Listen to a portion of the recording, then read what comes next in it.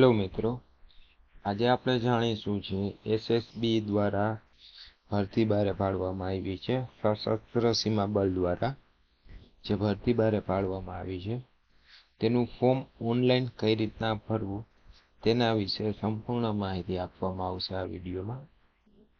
સૌપ્રથમ લિંક મેં નીચે ડિસ્ક્રિપ્શનમાં આપેલી છે, applyssb.com કરીને.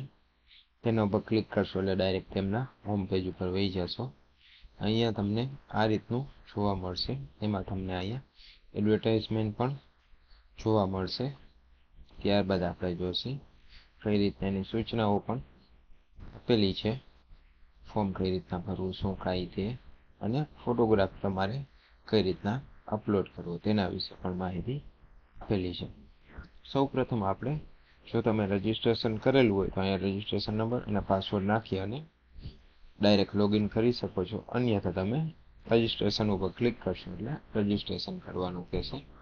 ત્યારબાદ અહીંયા સૌ પ્રથમ તમારે પોસ્ટ સિલેક્ટ કરવાની છે કે તમારે કઈ પોસ્ટની અંદર ફોર્મ ભરવાનું છે. સૌથી વધારે અત્યારે જગ્યાઓ ડ્રાઈવરમાં ખાલી છે, તો આપણે અત્યારે ડ્રાઈવર સિલેક્ટ કરશી. જેવી રીતના તમે અહીંયા પોસ્ટ બદલશો એ રીતના અહીંયા જેનું રિક્વાયરમેન્ટ જે કાંઈ હશે તે માગશે.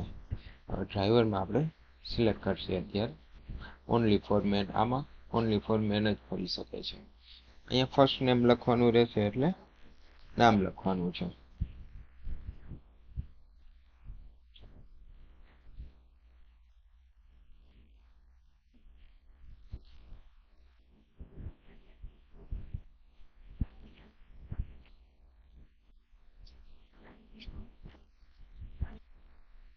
તમારી સામે જે ડિટેલ આપેલી છે એટલી તમારે ભરવાની રહેશે.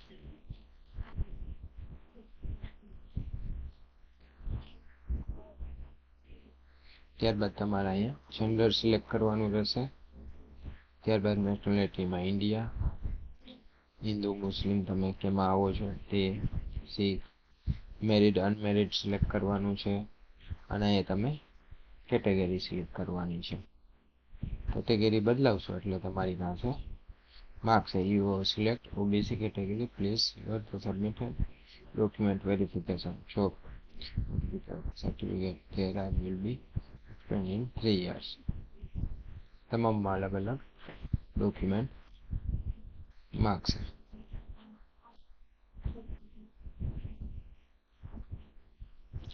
ત્યારબાદ સામે જે તમને સવાલ પૂછેલા છે તેનો આન્સર આપી અને તમારે આગળની પ્રોસેસ કરવાની રહેશે.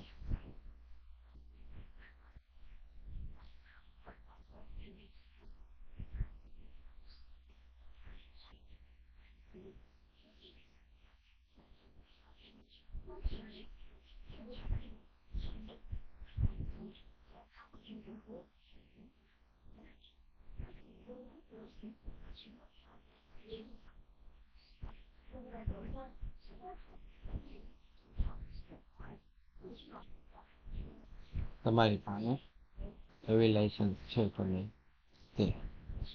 ત્યારબાદ તમારું કોઈ પણ એક ફોટો આઈડી પ્રૂફ અહીંયા સિલેક્ટ કરવાનું રહેશે અને તે આઈડી પ્રૂફના અહીંયા નંબર નાખવાના રહેશે.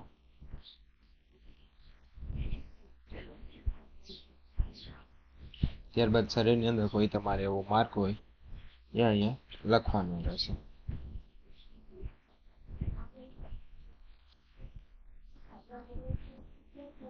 ત્યારબાદ મોબાઈલ નંબર લખવાના રહેશે.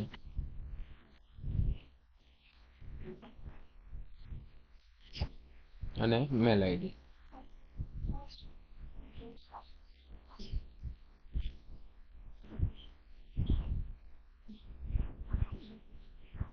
ત્યારબાદ તમારે જ્યાં સુધીની એજ્યુકેશન ડિટેલ્સ હોય ત્યાં સુધીની ભરવાની છે. 10માની તો ફરજિયાત છે જ already.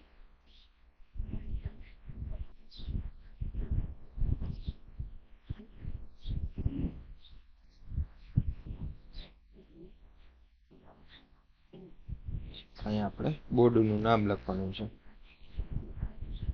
Gujarat secondary high secondary education board.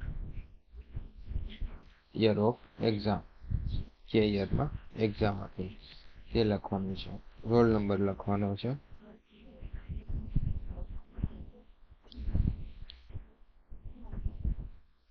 જેમાં આપણે 02518 લખી સર્ટિફિકેટ નંબર છે ઉપર આપેલા ડેટ ઓફ ઇસ્યુ જો સર્ટિફિકેટમાં લખેલી હોય તો લખી નાખવાની અથવા જે યરમાં છે માર્ચ 2012 તેની કોઈ પણ એક ડેટ નાખવાની રહેશે.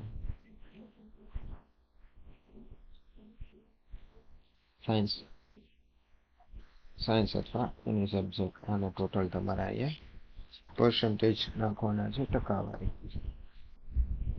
ત્યારબાદ તમારે નેક્સ્ટ આપવાનું રહેશે. નેક્સ્ટ આપશો એટલે અહીંયા તમને એડ્રેસ પૂછશે.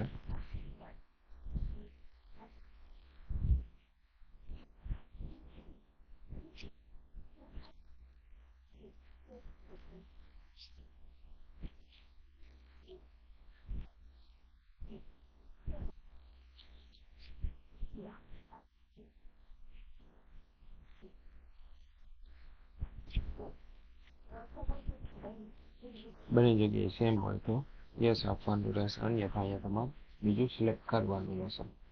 ડિક્લેરેશન ઓફ ક્રિમિનલ કેસ, તમારું ઉપર કે ક્રિમિનલ કેસ છે કે નથી બધામાં નો આપીશું. અહીંયા તમારે 6 આંકડાનો પાસવર્ડ સેટ કરવાનો રહેશે.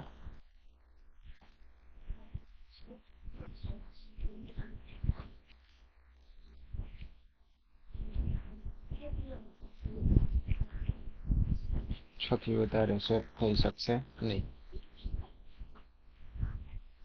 બંનેમાં ટીક કરી અને પ્રોસેસ કરવાનું. ત્યારબાદ તમને એક વખત કન્ફર્મ કરાવશે કે તમે જે ભરેલું છે એ કન્ફર્મ છે.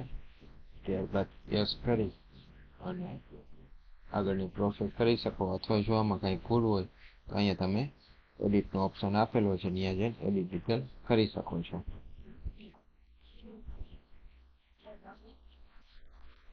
ત્યારબાદ આપણે સબમિટ એપ્લિકેશન કરશું. ત્યારબાદ તમને ફોટો અને સિગ્નેચર અપલોડ કરવાનું કહેશે. તે અહીંયા મેન્શન પણ કરેલું છે કેવો ચાલશે કેવો નહીં ચાલે. ત્યારબાદ આપણે ફોટો અપલોડ કરશું.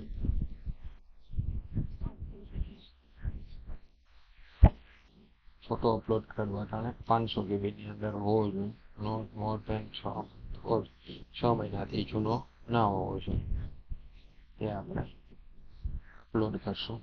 ત્યારબાદ 500 GB ની આડેગાળે હશે તો જ અપલોડ થશે, અન્યથા નહીં થાય. હવે આપણે સિગ્નેચરમાં જોશું. સિગ્નેચરમાં પેપર, બ્લુ ઇંક, બ્લેક અને બ્લુમાં તમે સિગ્નેચર કરી શકો છો. જેપીજી અને પીએનજી, અને એ પણ 200 KB ની અંદર હોવી જોઈએ. જો 200 KB ની અંદર નહીં હોય તો પણ એ પણ અપલોડ થશે નહીં. જો તમારો ફોટો અને સિગ્નેચર બંને 200 કે 500 KB ની અંદર ન થતી હોય તો તમારી પાસે એક ટૂલ છે ઇમેજ PI7, એની અંદર તમે કોઈ પણ નોર્મલ સિગ્નેચર નાખશો અને અહીંયા તમે KB લખી નાખશો, એટલા KB ની ઇન્ક્રીઝ સાઇઝ તમને કરીને આપી દેશે. તેનો ઉપયોગ કરી લેવો. ત્યારબાદ આપણે હવે ફરી પાછું પ્રોસેસ કરશું.